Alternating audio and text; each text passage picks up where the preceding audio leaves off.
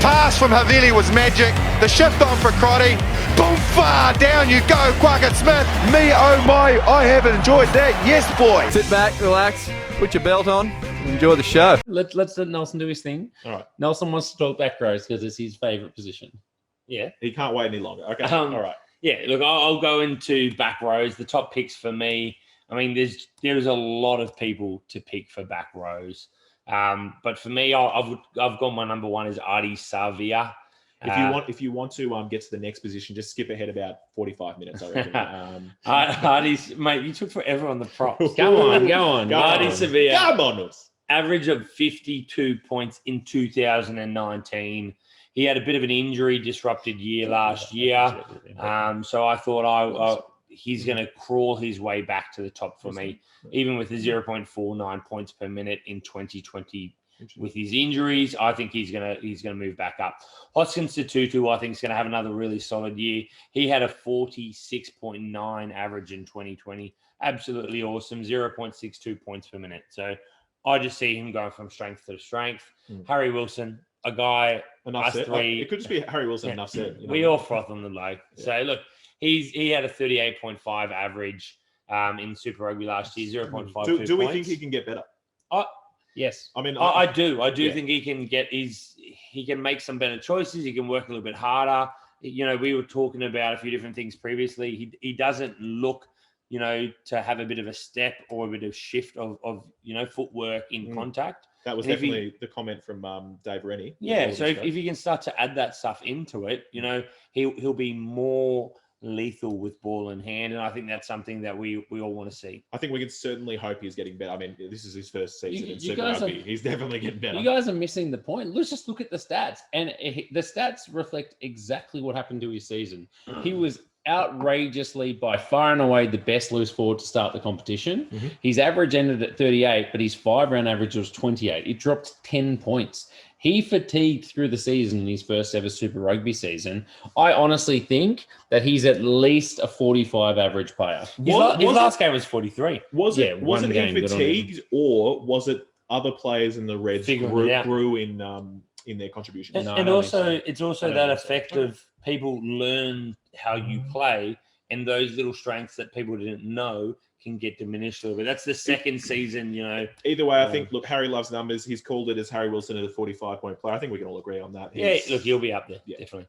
And I've got one final one, Akira Ioane. I think he really came and found himself, that spot for not only the Blues, which he was struggling for, but into the All Blacks. And I think he was awesome in 2020. So with only a 32-point average game last year, but he had 0.51 points per minute. So similar to what we had Harry Wilson at, but he again grew into the season, and I think found a lot of maturity that we were all hoping to see in the last couple of years. I know it worries me a little bit that he might have just lost a little bit of his selfishness, which is great for fantasy managers. Just give me the ball and screw everyone else. But that's all part of growing the game. And look, the better he gets, it just means it will translate to more fantasy points. His steals, his pilfers are so far and above everyone else. And with no Liam Wright, I feel like he's going to have to take the leadership on. You've skipped ahead. Sorry. Mate.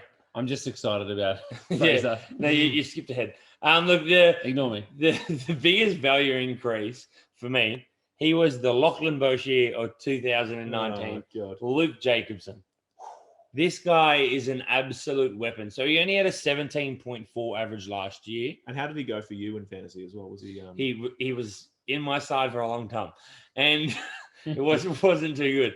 But in 2019, he had an average of 43 points. So that puts him in second for this year.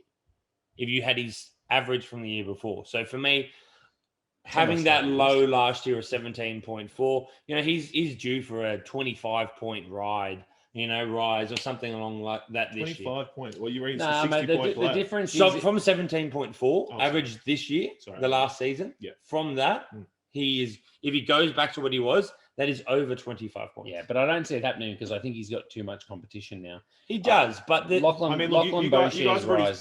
have already said you wouldn't even be picking Sam Cane. You can have both the Boshier brothers in the back row. But sadly, I'm not the coach. Yeah. But look, I agree with you. I'm so excited to see him play, and I think he's worth a lot more than 17.4 average. But geez, to be a 43 average player again, he needs to hold a starting spot all year. Yeah, look, I think we're going to be surprised in how that back row shapes up. I almost would put my money on it, and I've got a name here for someone that's going to drop that you're going to see him starting majority of weeks. Well, you won't be surprised then. Okay. So the other guys I've got as value increases, Artie Sevilla. He only had 31.3 last year with 52 the year before. I've already touched on him. Captain Artie Sevilla. Captain Artie Sevilla. And then we'll go Captain Fraser McWright. He should be the captain with Liam Wright missing. There's talk of it that he will probably be their captain. Mood lighting, That was nice. Wow. Right? He should was probably my be time. their captain in 2020 until Liam Wright returns. Filling a similar role, a mature guy with experience Did you in leadership roles. Did Brad Thorne return your letters that you wrote to him? Yeah, he did. So he had a 28.6 average last season, but he also had a 0.50 points per minute. It's Wow, late, you- boys. So if he 0.5. plays on that, if you He play, could get 40 points. Yeah. If he plays, Nice. 80 minutes, which we're expecting. Mm. Jack Dempsey is another one for me. 0.52 points per minute.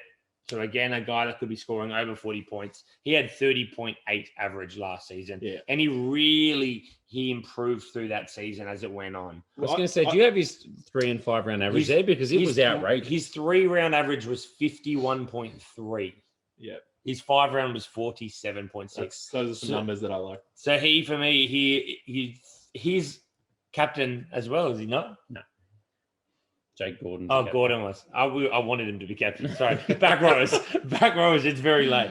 But no, look, he's got a big year ahead of him as well. Absolutely. I think we're all pumped. I don't know if we just got our Tars fans glasses on, but I think we're expecting huge things from this year. So Look, and I think it is important that Michael Hooper's not going to be playing for them, because it means that he's going to have to take more of a burden on in terms of the running game and the defensive game. Yeah. We've seen him play at number 7 for the Wallabies. He has the ability to pilfer the ball. He has the ability to have that huge work rate on top of his excellent running game. So my only worry is that he's going to have to take on more of a leadership role in defense, which would quieten him down in attack. But I agree. He has the potential to be a top 5 or 6 loose forward without a doubt. Yeah. And Lockie Swinton to get a red card and be out for the season, which will introduce Will Harris, who will now become the next best player. I thought you were going to say Dempsey's tackles will go through the roof when there's only 14 men playing. Probably. True. Well, That happened to Hooper. yeah. So. And then if we move right along, I don't want to eat Craigs anymore.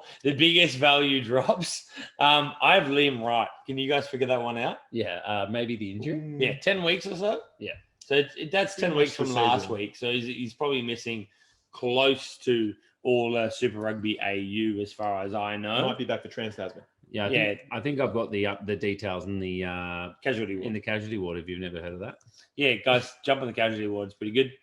I've also got Shannon Frizzell. Shannon Frizzell, this is a hard one to put there for me because it's not a hard one, but everyone else thinks it's a hard one. at 37 point, yeah, that's probably fairer. But at 37.5 points average, he now has competition. He's got Squire returning. Not only has he got Tu'u there, he's got who's the other number 86? Oh, this is totally your water. What? Tiriki Nicholson. Yeah, so he's got lots of competition there. But I mean, Squire is such an experienced player for in their squad that they've wanted to bring back. So even if it just means he gets reduced minutes or he doesn't start every week, that's negatively going to affect those points. Yeah, absolutely. The final one for me is why I thought Luke Jacobson would be up there is Peter Gus Suwakula. For me, I see him as likely the bench spot for them in a good chunk of the games. They have people in, six through to 8 that can, fill every single one of those roles. So for me, I think Peter Gus will be on the bench for them. Luke Jacobson will be amazing. Boshier will be amazing. And Kane will hold their water bottles when they... So if Peter Gus is on the bench, what? Jacobson 6, He's got Boshi 7, he's got Kane 8. Jacobson. Is that what Eight. you're saying? Nah, yeah. He got Jacobson at 8, I reckon. But Okay. the only issue is I think there's a lot of like for like. There's not a good. Yeah, balance I through the team. agree. And it comes down to how they want to play. And if they want to play looser, maybe that's something they want to have in their back row. And I guess if you put arguably the two best open side flankers in the world, and okay? Sam, Okay, yeah, nice, yeah, all right. That's a really. It's pretty good. It's pretty good. I don't endorse this message. Look, I found this very hard to say the number of valuable options because we have just rattled off a lot of really good back rowers, and I think you could have 8 to 9 that are mid 30s up. So for me, I think that's going to be pretty interesting to see how that goes. For the Volp, for our points difference, we had Hoskins to do last year at first with 46.9, and at 24th we had Reinhard Stander with 25.5. So your Volp for the back rowers is 21.4. So that's pretty significant. Keeping in mind, obviously 24 roles, so it's 24 positions. You're almost losing a point per position.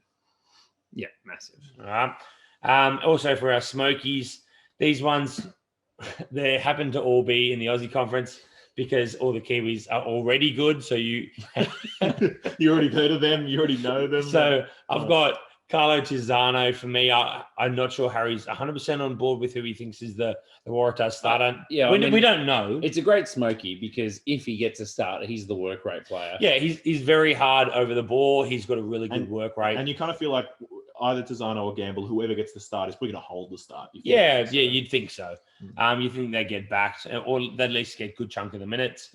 Jerome Brown, obviously last year he was away for that season over with his family over in New Zealand, but he's a Kiwi under 20s player. Does he get better because of that epic mullet that he's? I was going to say, if his game is half as good as his haircut, Whoa. Jesus, yeah. How good do you get out of the way, mate? It's not bad. Yeah. And then my last one is Rob Valentini, who only had 24 points average last year. And just a quiet trial game as well. Yeah, on his trial game, he just was absolutely devastating. And not only that, there's been interviews with him recently where he's just been told he needs to lift his work rate by Dave Rennie and that he could be there and he could be a regular starter. And there's a 6 jersey there for him. He's just got to work harder for it. So he's come out firing in that first trial and it felt different to him normally. We know he's a physical player, but he got up and did it again and again and again, which is not something we normally see from him. Yes, it's a trial, but he's a smoky. He's a smoky. He's a smoky. I agree. Fantastic.